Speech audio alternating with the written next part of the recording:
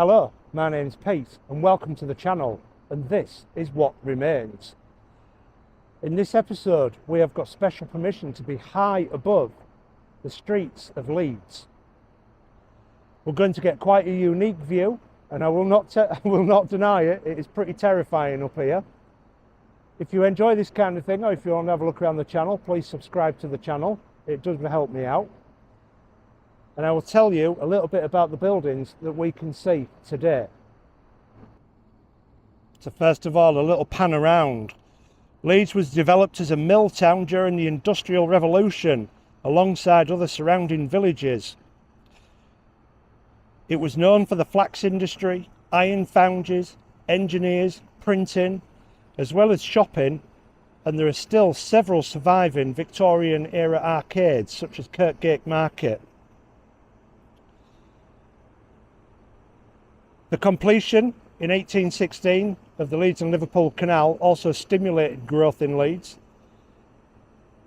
And after 1848, the railway made the city a major centre of locomotive engineering.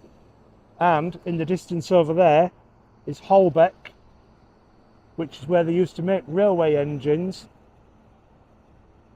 And not too far from down there is where the old city station was and where the new one is.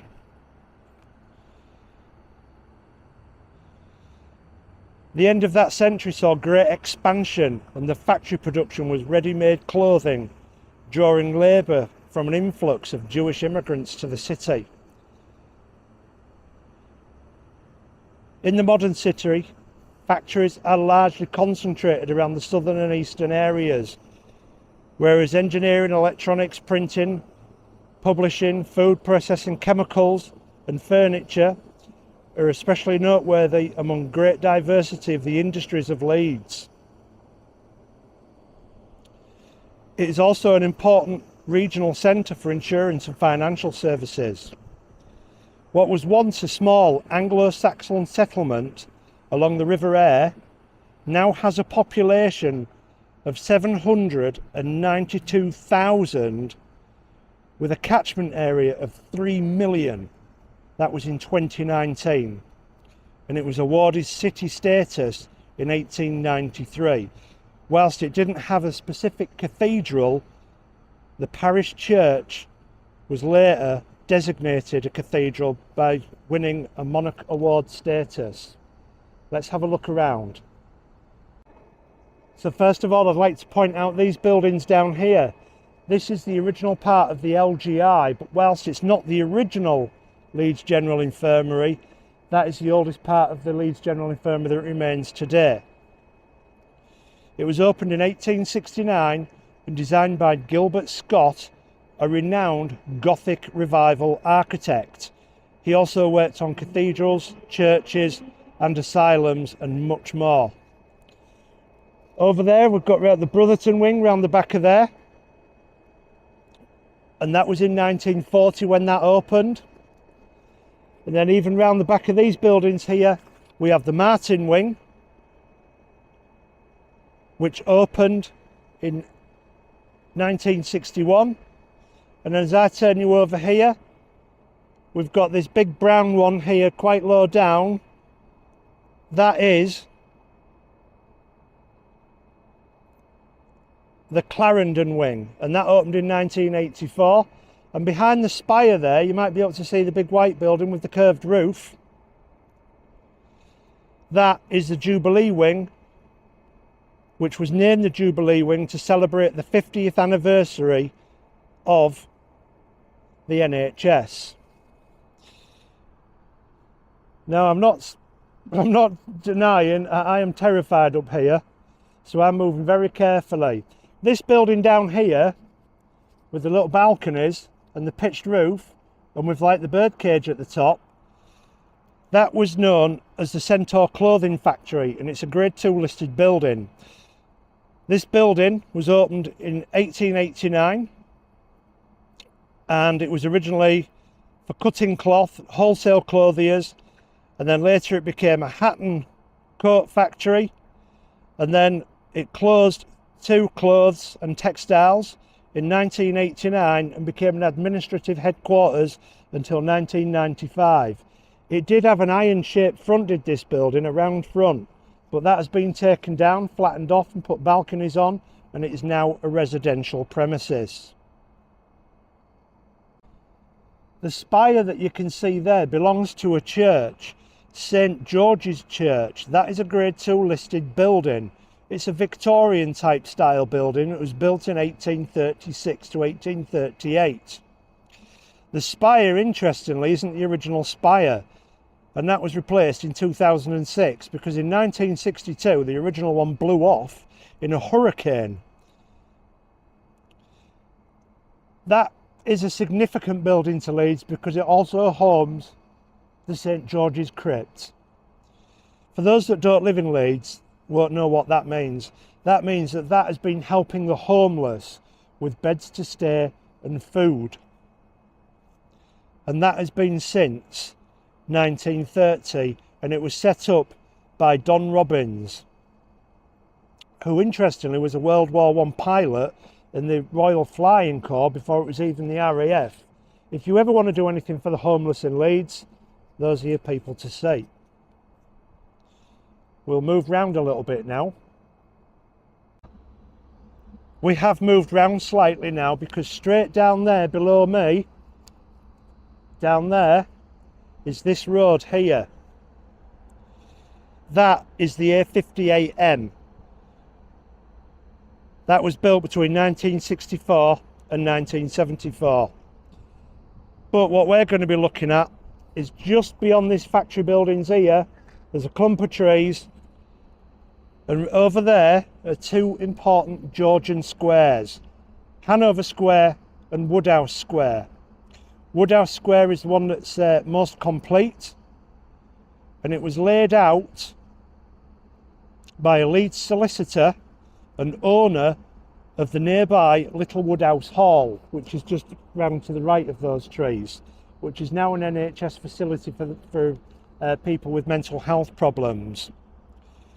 It was John Atkinson that owned it at the time in 1840, and he had a formal square built around there, which originally was private but then opened to the public a number of years later. And if you ever visit that, you will notice a round circle in the centre. That was a water reserve for World War II, because Leeds was a target. The big buildings down here, there, which used to be part of here, part of that's been demolished, but those parts there are original. And that is a Joseph Wells building.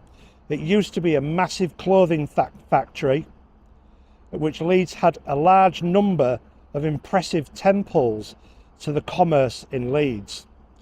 It's commonly known around in the area as the Well, and it was closed in the 1960s and was later redeveloped into offices for buildings of multiple use. A popular pub and gig venue was opened up in there, but it was later sadly closed.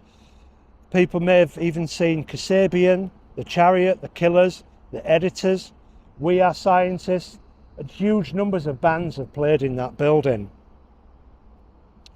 It is currently closed, and the parts that are not offices, there is planning permission to change it into 66 flats. The view beyond the Joseph Wells building is towards Hyde Park. It's situated on the edge of the university. It's a residential area built of red brick back-to-back terraces, and they are of a late Victorian and Edwardian style. As we move round here, we can see this hideous tower block right in our view there, the tallest building that you can see. That is Marlborough Towers. It is a 17-storey block tower, residential. It was built in 1963 and contains 99 flats. Now beyond there, between the buildings, we're looking over towards Kirkstall. Kirkstall was one of the most historically important areas of industry. Kirkstall Forge, what used to be over there, lays claim to being the longest continually used industrial site in Britain, founded in the 13th century by the Cistercian monks of the Abbey, because there is Kirkstall Abbey over that way. And if you've never been, I highly recommend that you go. And there is a fantastic museum across the road. Let's move this way a little bit more, and we'll be looking out over towards Armley beyond Marlborough Flats and Armley Jail. We can just see to the right of there slightly, that is Armley Jail.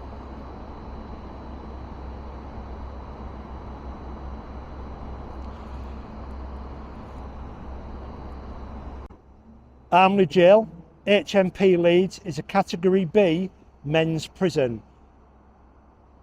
It was completed in 1847 and built from locally quarried stone. The prison was a site of executions by hanging from 1847 until 1961. The final execution was that of Ziga Pantochia, aged 31, on the 29th of June 1961 for the murder of 50-year-old Eli Jack Myers in a house burglary in the district of Roundhay. The prison can currently house up to 1,212 prisoners. Around in that Armley area, there was also the Armley Gyratory, which is at the end of this road here. And during excavations, there was the remains of a hippo found, known as the Armley hippo. It was a partial skeleton of 122 bones, of which 25 are currently mounted in the City Museum in Leeds, and it dates from around 130,000 years ago. The small building in front here, that is the TransUnion building. It's a credit company, and it's at number 1 Park Lane, and this was constructed in 2001. A couple of things we can't see. Just behind the TransUnion building, a little bit further along, is the Harley Davidson garage and the River Aire. This is a major river that flows through Yorkshire, and it is 92 miles long, starting at Malham Tarn in North Yorkshire. If you've never been there, it's beautiful. You must go.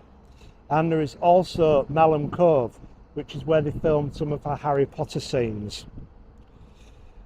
This river flows all the way through Yorkshire and comes to the River Ouse at Ermine in the East Riding of Yorkshire.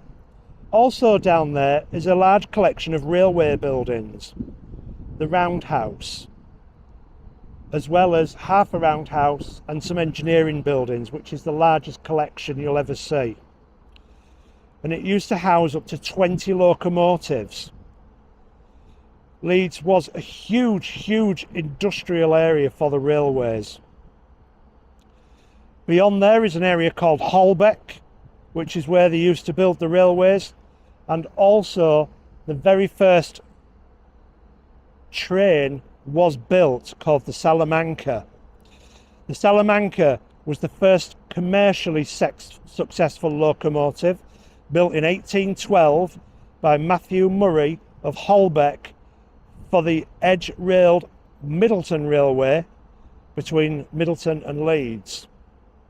It predated Stephenson's rocket by 17 years, and that all happened in this area over here and slightly towards that way.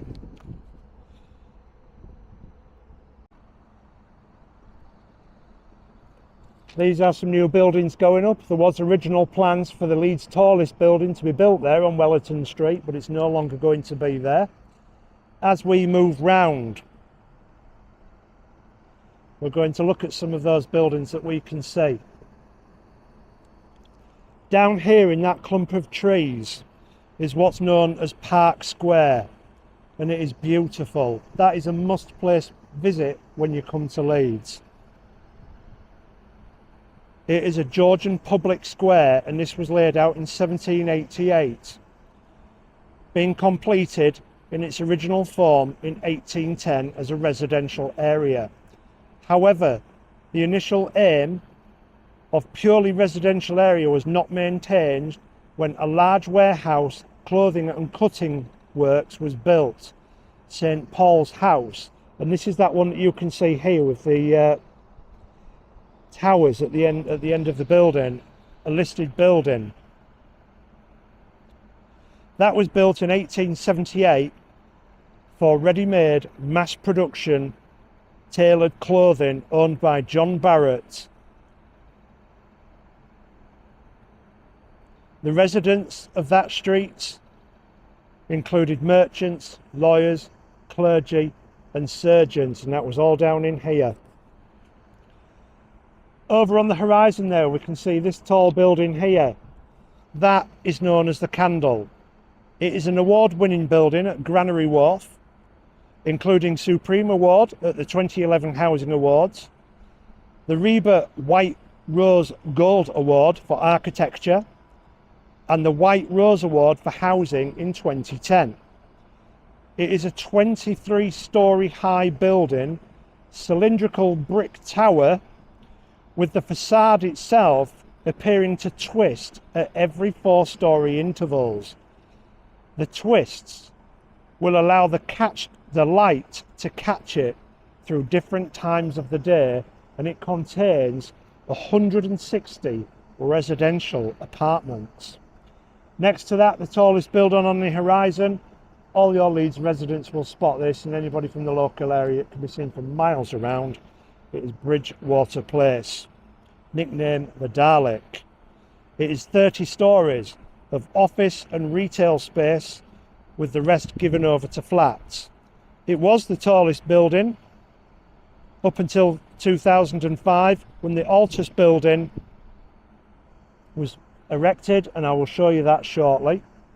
Beyond there, we're looking out towards the Middleton Railway, which is a museum and a running railway. It is the oldest railway in the world.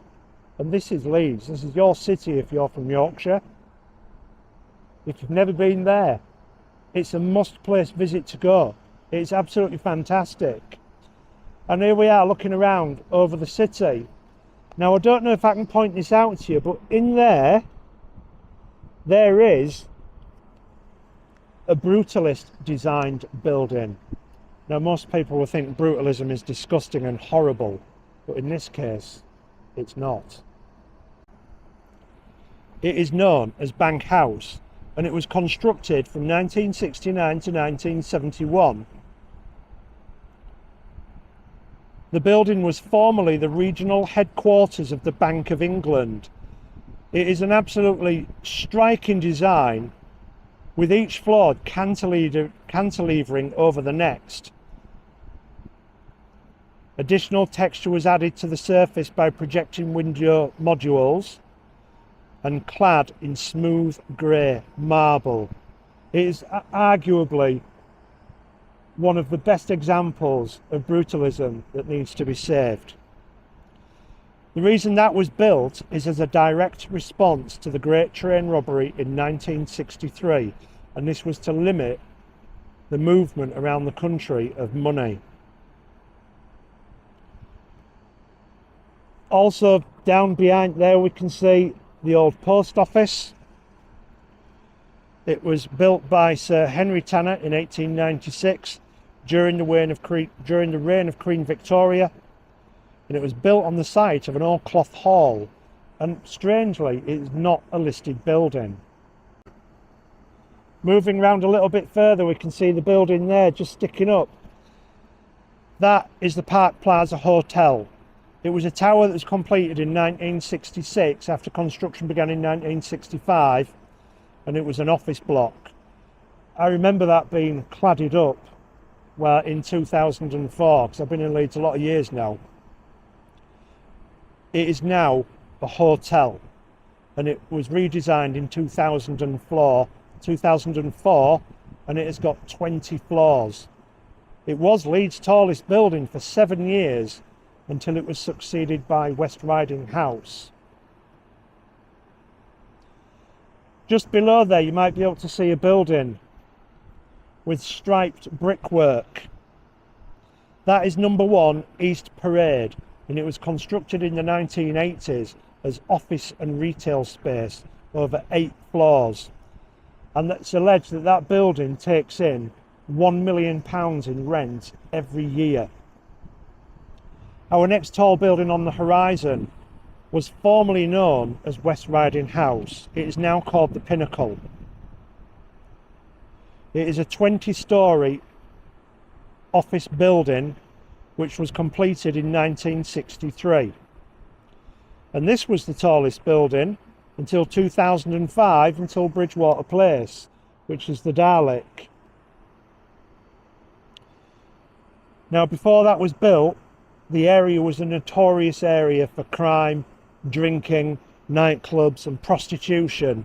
And there was also a nightclub there called the Three Coins. Does anybody remember that? And one of the darkest things of Leeds history is the story of Savile. And he played in that club where that was knocked down to build that building.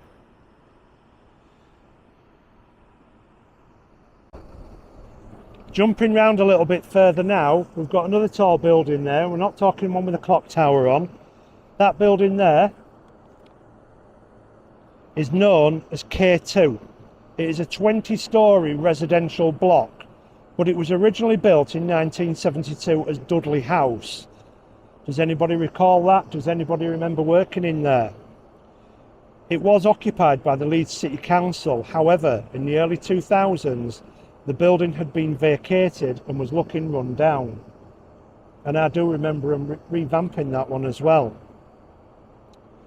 It has now turned into commercial properties on the ground floors, and the rest is residential, and it was renamed as K2.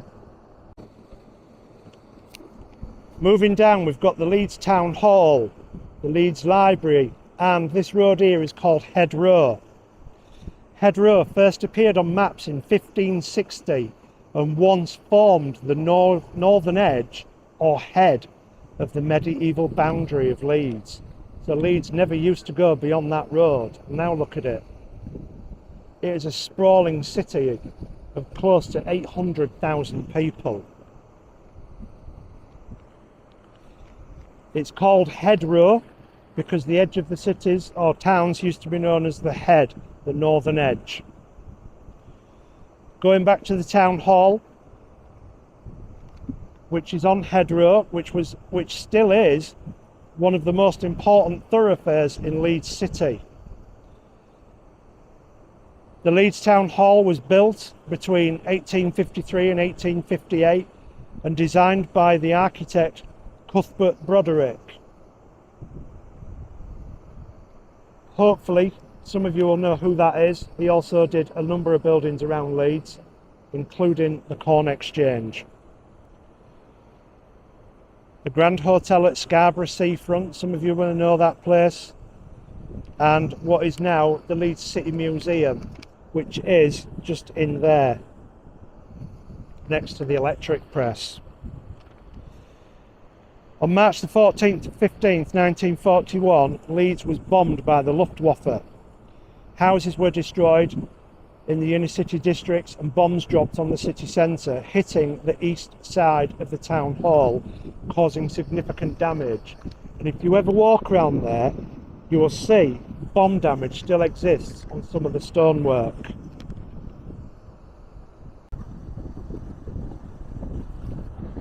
Moving round, we can now see we've got the taller buildings here.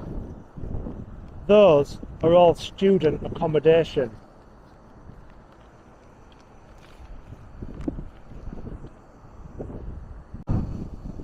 At the time of me writing my script, the tallest building over there, which is now the second tallest, was Altus House, the 37-storey residential skyscraper in the Arena Quarter. So behind the City Town Hall there, you can see maybe a green piece. That's the Leeds Arena. And it was the tallest building in Yorkshire. However, that has now been surpassed by the building that is going up now.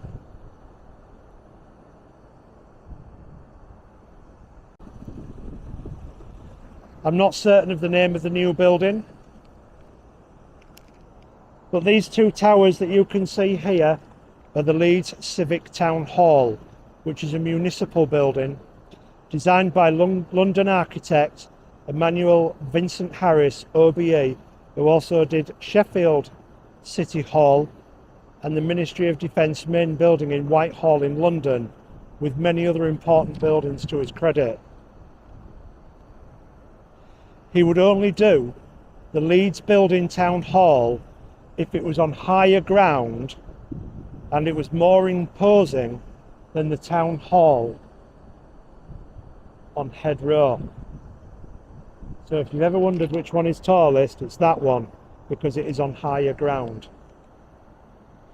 That building opened on the 23rd of August 1933, and that completes our skyline.